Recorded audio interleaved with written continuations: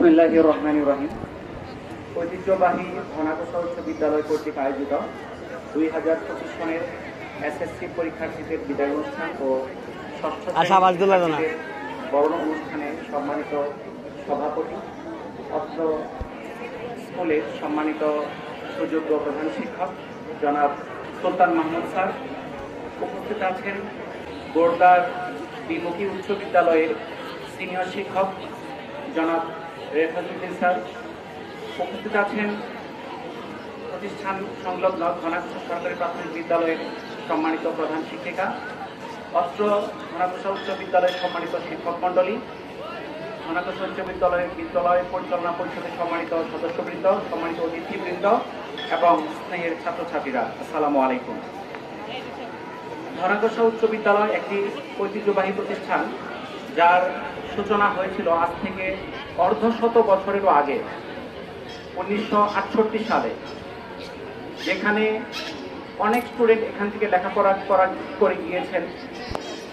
যিনি অতিথির আসনে বসে আছেন রেফাজউদ্দিন স্যার, উনিও কিন্তু বললেন এই স্কুলের শিক্ষার্থী ছিলেন।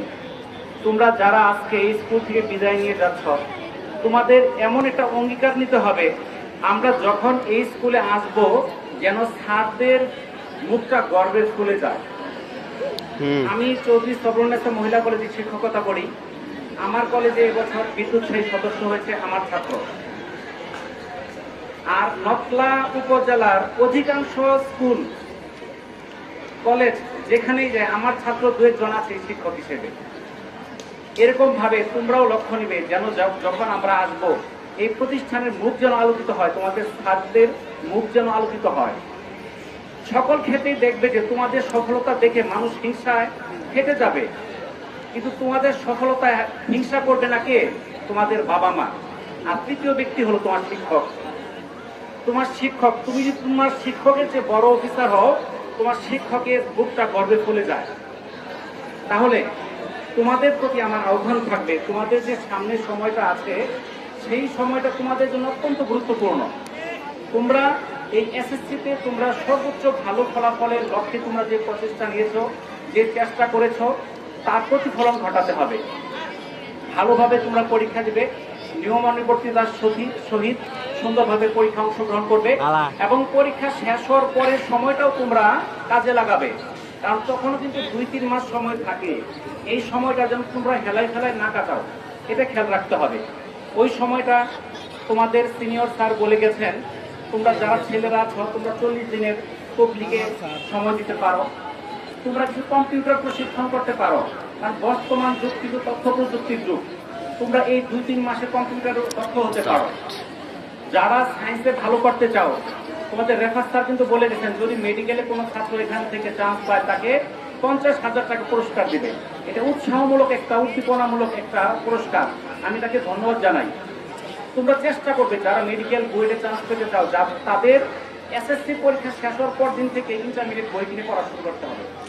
আর যারা এখানে ষষ্ঠ শ্রেণীতে আছো, যারা আসছো, তোমাদের লক্ষ্য একটাই, আমাদের স্যার যা বলবে এই কথাগুলো আমাদের মানতে হবে। কারণ স্যার নিজের সন্তানকে যেভাবে ভালোবাসে, যেভাবে দিক নির্দেশনা দেয়, ঠিক একইভাবে শিক্ষার্থীদের দিক নির্দেশনা দেয়।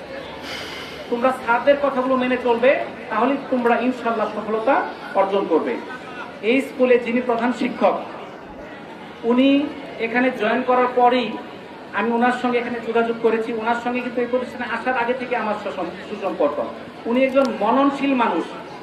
উনি এই প্রতিষ্ঠানে প্রধান শিক্ষক হওয়ার পরেই ওনার মনের মধ্যে একটা আকাঙ্ক্ষা শুনছি যে প্রতিষ্ঠানটা যেন নকলা একটা ঐতিহ্যবাহী ভালো প্রতিষ্ঠানে আমি পরিণত করতে পারি। এই জন্য সমগ্র এলাকাবাসী এবং শিক্ষার্থী সকলের সাহায্য সহযোগিতা প্রয়োজন। শিক্ষার্থী তোমরা কিভাবে সাহায্য করবে? তোমরা সাহায্য করবে স্যাররা যেভাবে পড়ায় সেই পড়াগুলো স্যারদেরকে দিতে হবে, স্যারদের কথাগুলো মানতে হবে। তাহলেই তোমরা এই প্রতিষ্ঠানের সুনাম বয়ে নিয়ে আসতে পারবে। তো আমি আরেকটি বিষয় বলি, আমি নকলা পাবলিক স্কুল অ্যান্ড কলেজের পরিচালক। সেখানে এবছর আমি ইন্টারমিডিয়েট চালু করেছি।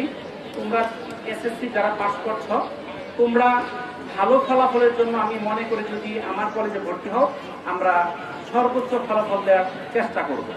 তো তোমাদের সকলের সুস্বাস্থ্য দীর্ঘায়ু কামনা করে এবং আজকে আমাকে এখানে অতিথি করার জন্য আমি অত্যন্ত ধন্যবাদ এবং কৃতজ্ঞতা প্রকাশ করছি অত্র প্রতিষ্ঠানের সম্মানিত প্রধান শিক্ষক এবং কর্তৃপক্ষের নিকট। সকলের সুস্বাস্থ্য দীর্ঘায়ু মঙ্গল কামনা করে আমার কথা শেষ করছি। আসসালামু আলাইকুম ওয়া রাহমাতুল্লাহ।